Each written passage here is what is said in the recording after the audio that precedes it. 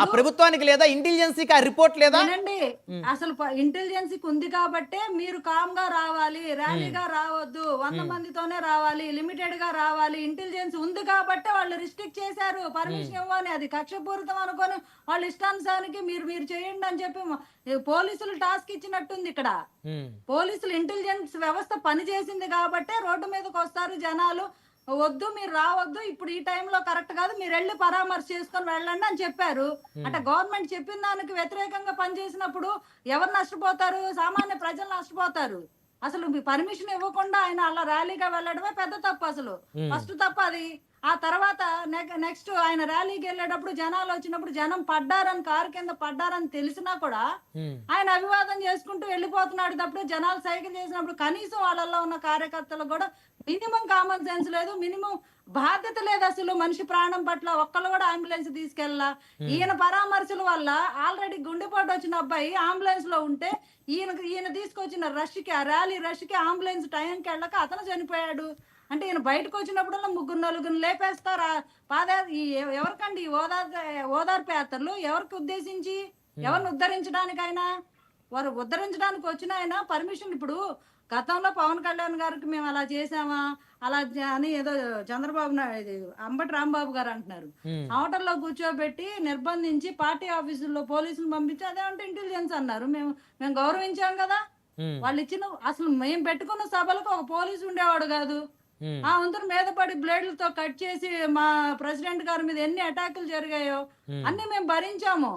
మీరు ఆ భరించిన అలా అని మీకేం ఇవ్వకుండా లేదు కదా. మీకు కరెక్ట్ గానే ప్రొవైడ్ చేస్తున్నారు. మీకు ఇచ్చిన Z+ కేటగిరీని వాడుకోండి, అంతవరకు మీరు వెళ్ళి రండి అంటే కూడా దానికి మించి చేసి ఇది పొలిటికల్ వెండెట్టా అంటే ఆయన ఉద్దేశం ఏంటి? ఇక్కడ ఏదో ఒకటి డైవర్షన్ పాలిటిక్స్ చేయాలా, ఏదో ఒకటి సెన్సేషన్ చేయాలా, ప్రజల ప్రాణాలతో చెలగాటాలా. ప్రజల ప్రాణాలు పోయినా ఆయనకేం ఇబ్బంది లేదు. ఇంకొకటి, ఆ రోజు సాయంత్రం ఆయన డిక్లేర్ చేశారు, నా దృష్టికి వచ్చింది, నేను మా నాయకులను పంపించానంటే ఆయన చనిపోయిన విషయం కూడా తెలుసు. ఇప్పుడు వీళ్ళు చెప్పేది ఏంటి వాదన? ఇప్పుడు ఇందాక అంబటి రాంబాబు గారు కాల్లో మాట్లాడుతున్నారు ఏంటంట, మాకు లేటుగా తెలిసింది అని తప్పించుకోవడానికి కూడా లేదు. వాళ్ళకి సాయంత్రమే తెలిసింది కదా. ఎస్పీ ప్రెస్ మీట్ పెట్టాడు, ఆయన కాన్వాయ్లో భాగం అది ఏదో వాహనం గుద్దేసింది అని పెట్టాడు. అలా ఎందుకు చెప్పారంటే ఇప్పుడు పోలీసు వ్యవస్థ వాళ్ళు ఎంక్వైరీ చేసేటప్పుడు ప్రైమరీగా కొన్ని ఆధారాలు దొరుకుతాయి, తర్వాత డెప్త్ గా ఇన్వెస్టిగేషన్ చేసినప్పుడు పూర్తి వివరాలు దొరుకుతాయి. ఇప్పుడు ప్రైమరీగా ఇప్పుడు వెంటనే ఇమీడియట్ గా ఇన్సిడెంట్ జరిగిన ఇమీడియట్ వాళ్ళకేం సమాచారం అందిందో అది చెప్పారు. అసలు మీకు అసలు సమాచారం అంది కూడా మీరు దాచారు కదా, అసలు బయటకే చెప్పలేదు. తేలుగుట్టిన దొంగల్లాగా మెలకుండా ఉన్నారు. ఏదైతే వాళ్ళు చెప్పనేలే, మనం దాన్ని బట్టి అల్లేద్దాం స్టోరీ అన్నట్టు. అంటే ఇక్కడ ఎవరు ఉద్దేశపూర్వకంగా దాచారు విషయాన్ని?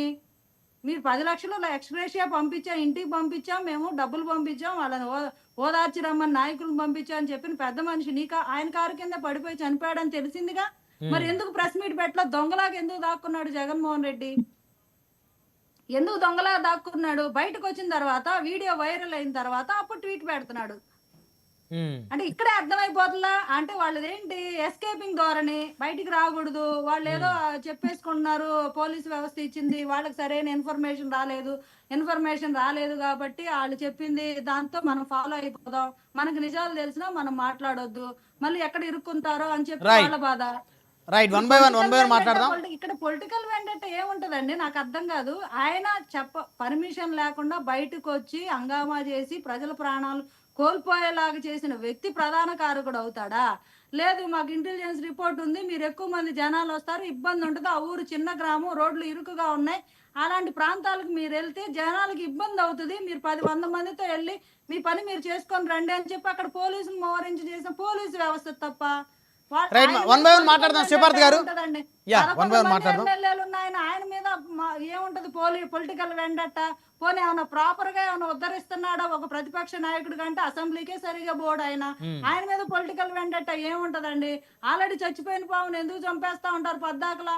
అందరూ ఇప్పుడు ప్రభుత్వం, కూటమి ప్రభుత్వం అనేది అభివృద్ధి మీద దృష్టి పెట్టింది. జగన్మోహన్ రెడ్డి గారి మీద దృష్టి పెట్టాల్సినంత ఫిగరేం కాదు జగన్మోహన్ రెడ్డి గారి పని అయిపోయింది కంప్లీట్ గా.